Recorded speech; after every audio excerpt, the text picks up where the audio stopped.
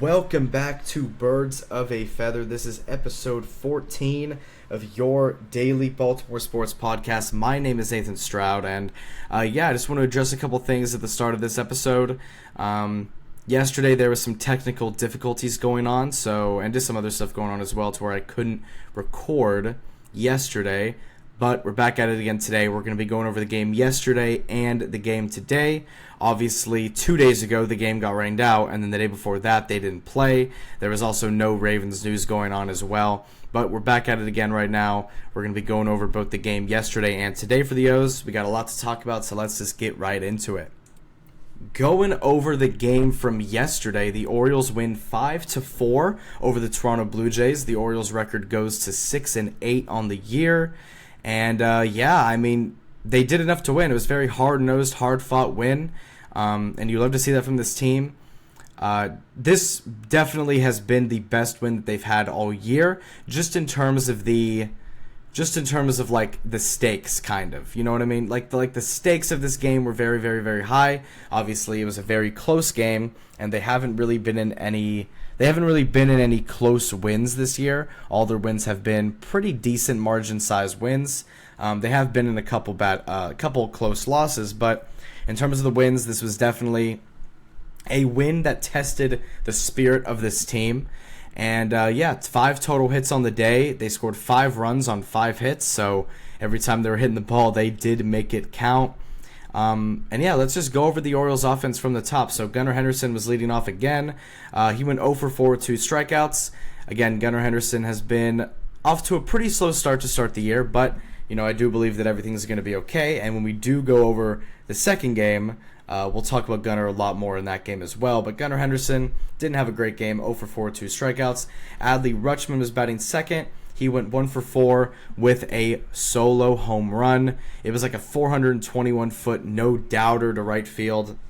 An absolute bomb by Adley Rutschman. His 3rd home run of the year. Obviously, last year his home run numbers were a little bit down from what it was supposed to be expected, because last year, again, Adley Rutschman did struggle a lot in the second half of the year. But Adley's off to a strong start this year. You'd love to see it from Adley. And he's making even more of a case and more of a reason to prove that he is the best catcher in baseball. A great game from Adley. Obviously, without his run, this game could have gone anyway, obviously, because it could have been tied on extras, and who knows what would have happened there. But Adley Rutschman with a huge, huge game for us. You love to see it from Adley. Ryan O'Hearn went 0 for 2 with a run and a walk. Ramon Urias came in as a pinch hitter. He also got a hit in his only at-bat. Jorge Mateo came in as a pinch runner. Didn't do anything because he didn't also have an at-bat. But Jordan Westburg went 1 for 2 with a run and 2 strikeouts. So Jordan Westburg, obviously, he had a really great start to the year, but here recently he hasn't done too much. He hasn't had a great set of games here recently for the Orioles. But he does go 1 for 4, does score a run. Cedric Mullins goes 1 for 2 with a run and also 2 RBIs. He had a 2 RBI triple in the 6th inning that just inflated the Orioles' lead even more. Cedric Mullins, amazing start to the year. Again, batting a .295. He's come up so clutch in so many different moments. I think he's second in the American League right now in RBIs. That just proves that Cedric Mullins has been such a good asset for the Orioles this year. And it's also really great to see again for Cedric, because you look to last year where, and obviously not even just last year, but the years before that as well, like Cedric, this is the longest tenured Oriole on this team. He's really looked at as like the veteran guy of this roster, and for him to come out here and have a strong start is obviously very encouraging. But after all what happened last year with Cedric, where he didn't really have that great of a year, it's really, really, really cool to see him go out here and just have a great start to the year. Because if Cedric's going, then this offense should be going as well. Again, Cedric Mullins with the 2 RBIs. It was from a 2 RBI triple. Cedric Mullins playing great. Tyler O'Neill went 0 for 2. Heston Kjerstad went 1 for 3 with 2 RBIs and a home run. He hit a 2-run home run in the 5th inning. Electric from Heston, absolutely electric. You love to see that from Heston Kjerstad. That was his first bomb of the year. And again, Heston Kjerstad's getting a bunch of opportunities because of the Colton Cowser injury. He's pretty much the everyday left fielder with the Colton Cowser injury, and he's making the most of it, and he's playing solid. He's had some clutch RBIs. Obviously he had this really clutch home run as well to get the Orioles back in the game. And you just love to see it from Heston. Obviously, he was the second overall pick, and he hasn't really panned out to where you would want him to, but he's getting these opportunities, and he's playing very well with it, and hopefully he can just keep this up as well. Ramon Laureano came in as a pinch hitter. He didn't have an at-bat, so he didn't do anything there. But Ryan Mountcastle, 0 for 3, and then Jackson Holliday went 0 for 3 as well. Because, again, this team only did get 5 total hits on the day compared to the Toronto's 10, but the Orioles did score 5 runs on 5 hits. They made the most out of their hits. Whenever they hit the ball, they made it count, and Toronto scored 4 runs on 10 hits. So the pitching was solid. The pitching held up. And speaking of the pitching, let's talk about that right now.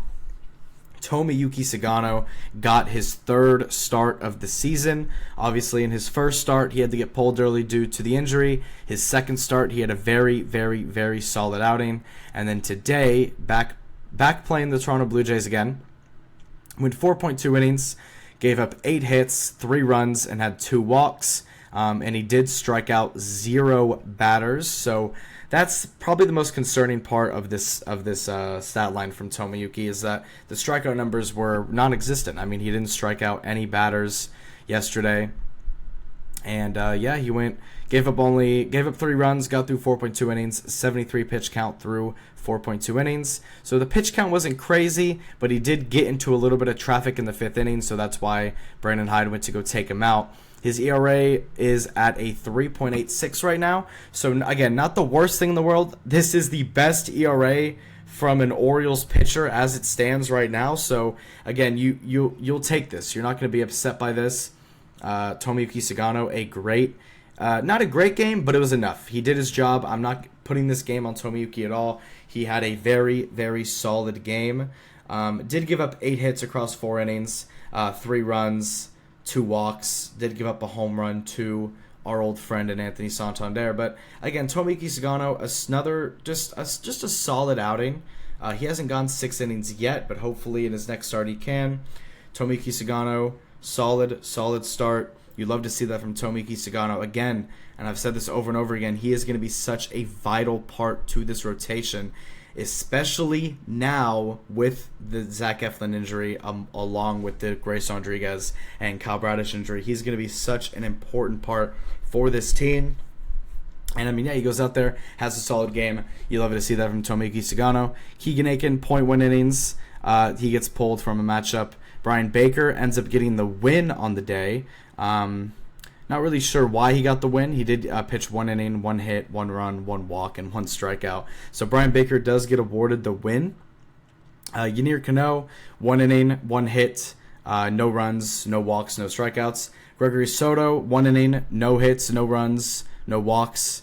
And then Felix Bautista, this was a big deal. Obviously, Felix Bautista coming back from the Tommy John injury last year. He was without a save so far this season, because the times that we've brought him in have either been non-save scenarios or just scenarios where we just want to get him out there because he's been on too much rest. But Felix Bautista gets his first save of the season.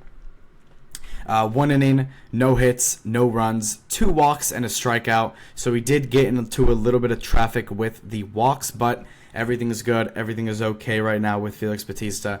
Gets his first save. You'd love to see that, and hopefully this is the first of many more to come for this season for the Mountain, for the big man, Felix Bautista.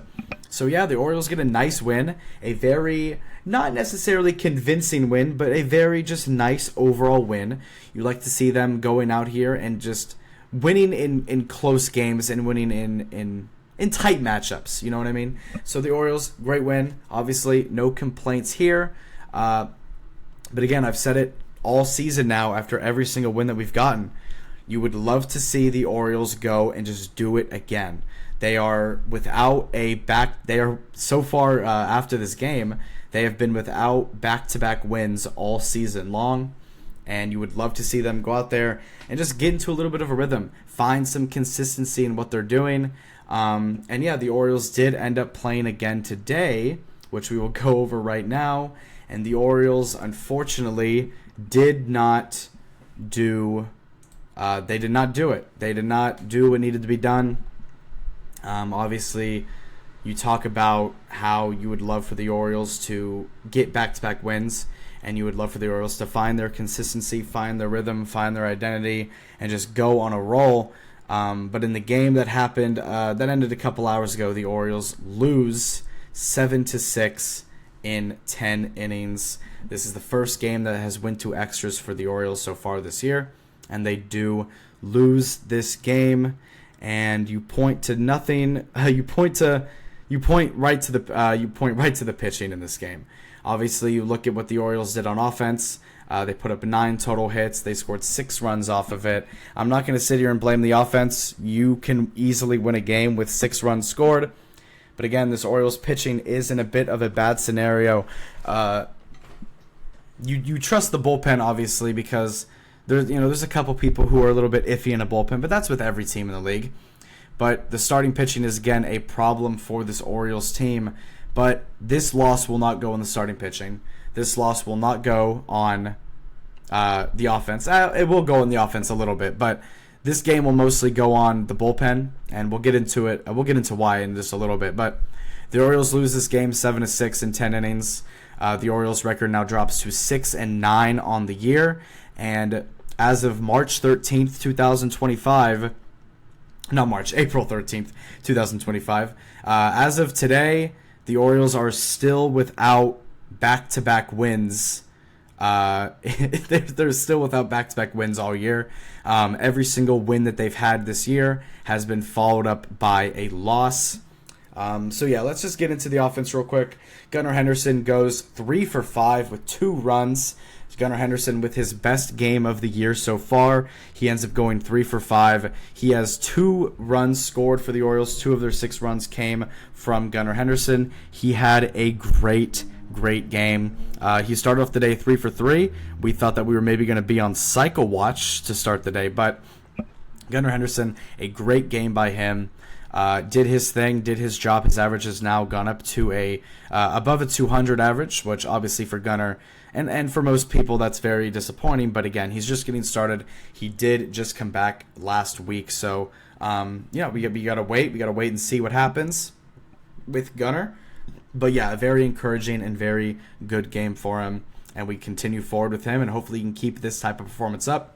Going over to Adley Rutschman, he goes 1 for 5 with an RBI. Jorge Mateo came in as a pinch runner. He didn't do anything. And Gary Sanchez also came in late in the game, and he didn't do anything as well. But going over to Ryan O'Hearn, he went 1 for 5 with a strikeout. Jordan Westberg went 0 for 5 with 2 strikeouts. And like we talked about from the last game, Jordan Westberg has been struggling a little bit here recently. Obviously, he started off the game great, and he was our best player to start the year. But recently, he has been struggling a little bit. Which is okay. I believe Jordan is gonna. I believe things are gonna be fine with him. But yeah, 0 for 5, 2 strikeouts. Cedric Mullins goes 0 for 3 with 2 walks and 2 strikeouts. Tyler O'Neill today goes 1 for 5 with a bomb. Goes 1 for 5 with his second home run of the year. And we talked about this the other day, but you would love to see Tyler O'Neill go back to being that power hitter like he was, because he was doing very well with being a contact hitter. For most of the season, other than obviously the opening day home run. But Tyler O'Neill goes 1 for 5, gets his second home run of the year, obviously with the RBI and the run scored. So you love to see that from Tyler O'Neill. The ball went right to the bird bath. It actually was in Mr. Splash's hands before he dropped it. But yeah, Tyler O'Neill, a 289 average on the year with a 533 slugging. A great game for Tyler O'Neill. Obviously gets the home run. You love to see that type of stuff. And hopefully this is the start of a little bit of a hot streak for Tyler O'Neill.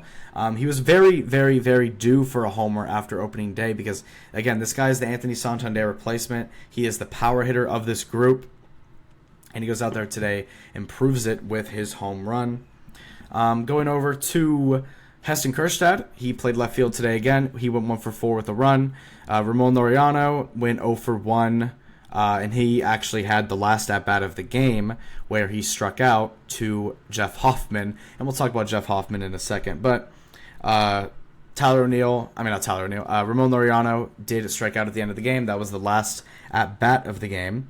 But, Ryan Mountcastle went 2 for 4 with 2 runs and a home run. Ryan Mountcastle finally gets his first home run of the year. He was due. He was very, very, very due for a home run. And obviously he's one of those players where we looked at, you looked at the Orioles team, you looked at them moving the wall, and he was one of the players that was going to very much benefit from the wall. Him and Tyler O'Neill, and obviously both of them homered today. Tyler O'Neill's home run wasn't over the moved wall, but Ryan Mountcastle's was. So you love to see Ryan get on the board there.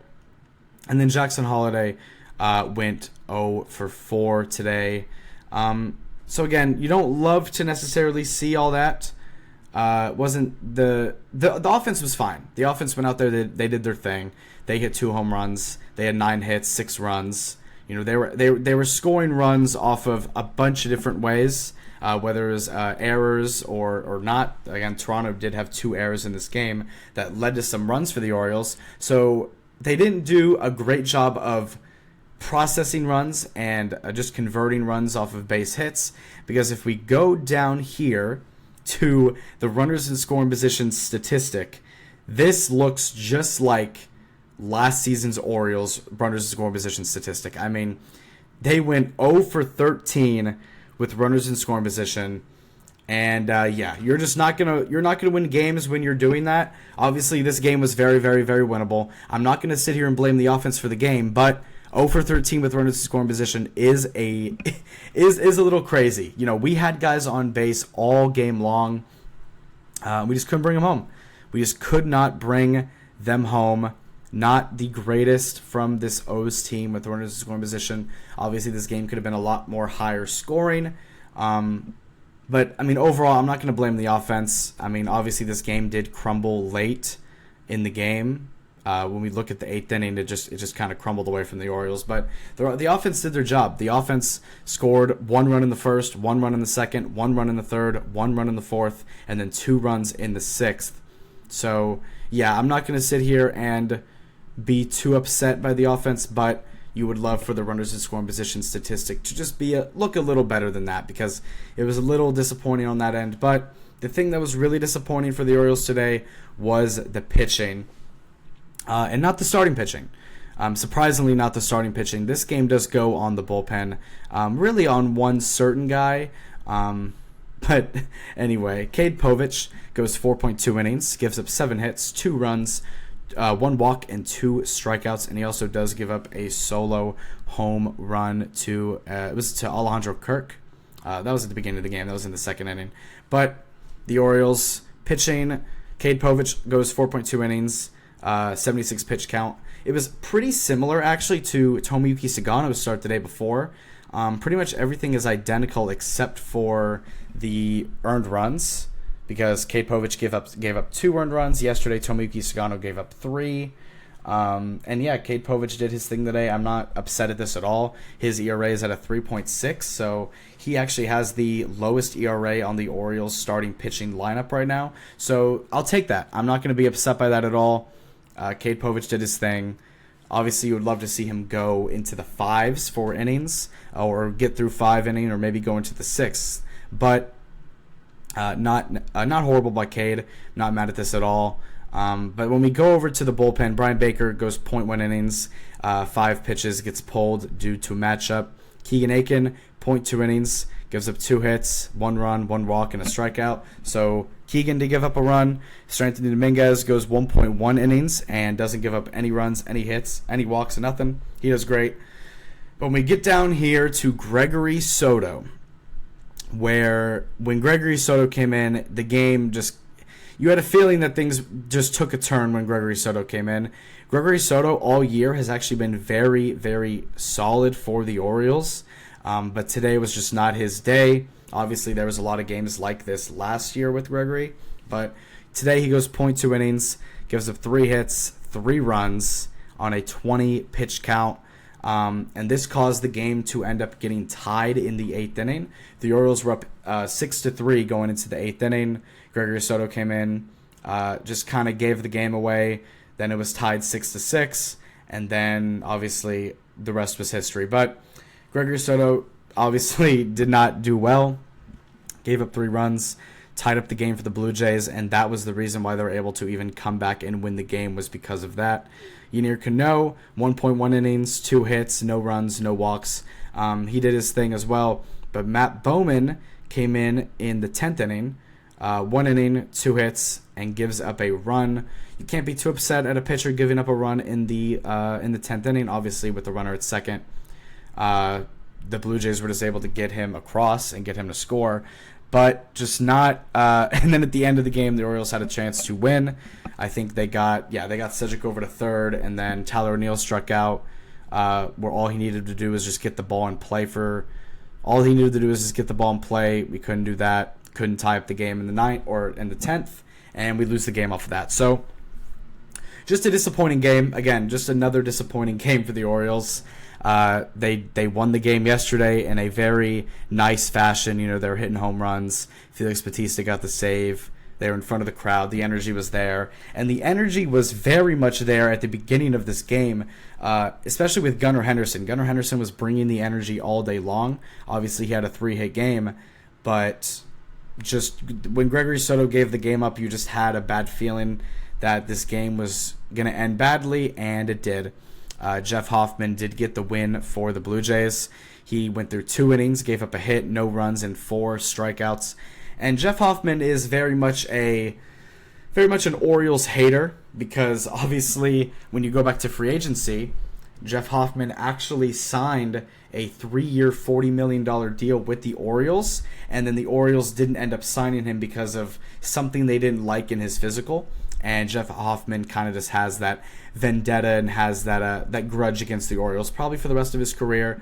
He ends up signing with the Blue Jays, and I remember he did an interview with the Blue Jays, and one of the first things that he said was, I can't wait to play Baltimore a lot, because obviously when you're in a division with somebody, you play each other a lot during the year. So Jeff Hoffman was very excited to play the Orioles, and obviously he comes out here, and I mean, he dominates. He dominates in the 2 innings that he pitched, and at the end of the game in the 10th inning, right when the game ended, they zoomed in on Jeff Hoffman. He looked over to the Orioles bench, and he blew a kiss to the bench.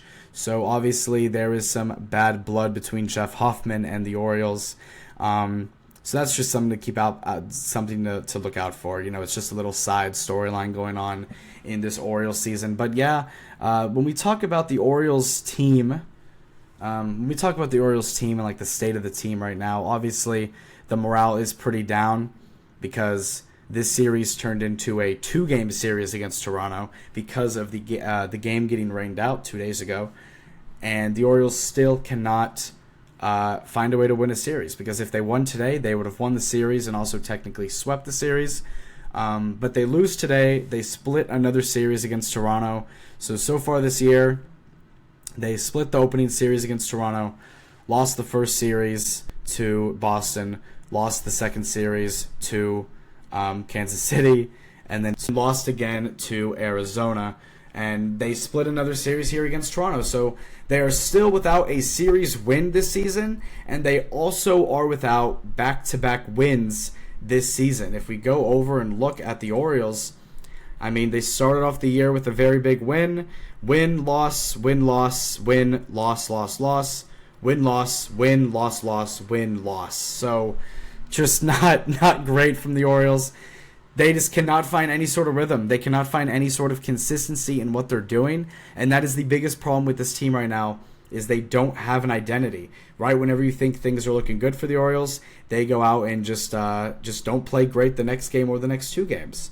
But looking ahead at the Orioles' schedule, obviously this was a little bit of a weird series because the game got postponed, but This was a 9-game homestand that is now turned into an 8-game homestand, but there is still 6 more games left on this homestand. The next series is against Cleveland on Tuesday, a 3-game series versus Cleveland, and then a 3-game series, 3-game weekend series versus Cincinnati this upcoming week. So, we got Cleveland for 3, and we've got Cincinnati for 3.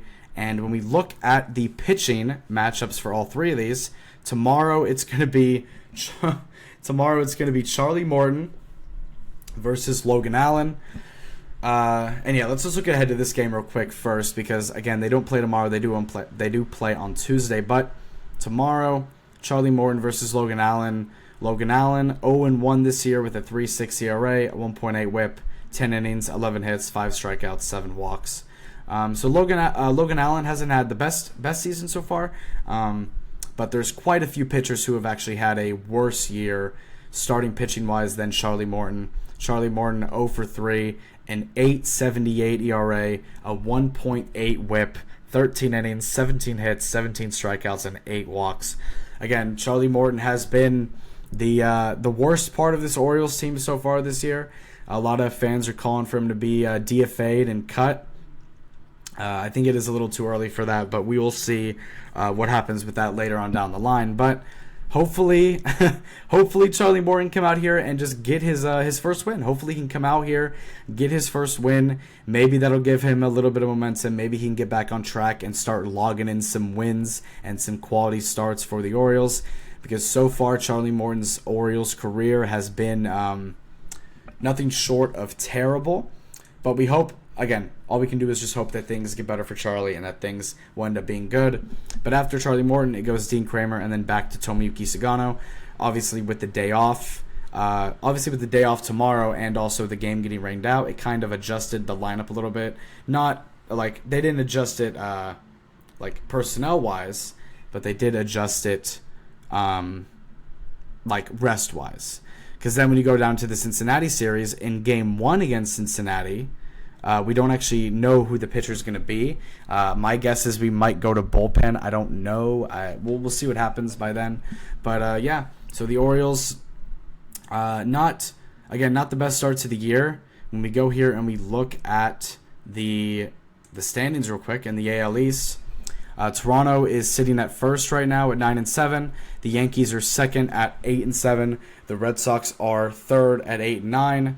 The Rays are fourth at 7-8, and the Orioles sit at fifth at 6-9. So the AL East overall, in terms of wins, I mean, they're doing their job. There really isn't necessarily one like super weak link among all of them, but Baltimore, we are last right now. We are 3-7 over our last 10 games.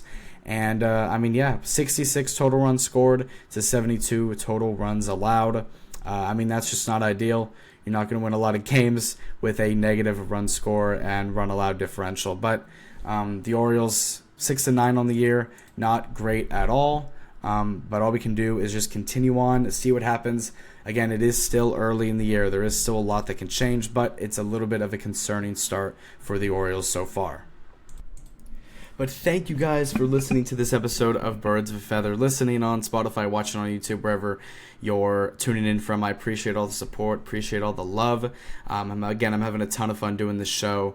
The Orioles are struggling a little bit right now, obviously, but we're going to keep talking about them. We're going to keep discussing them because, again, sports is all about the journey and all about the fun that you have with it. So, thank you guys for tuning in again. Tomorrow is Monday. That means it is Mock Draft Monday. This will be the second to last mock draft that I will be doing before the draft next Thursday. So thank you guys for tuning in again. I appreciate all the support. Mock Draft Monday is tomorrow, the second to last one. Again, it's going to look different from the one last week. But I have a pretty good feeling that we're getting down to the wire for the draft. So a lot of these mock drafts are going to keep getting similar and similar across people's boards. So mock draft Monday tomorrow. Thank you guys so much for tuning in.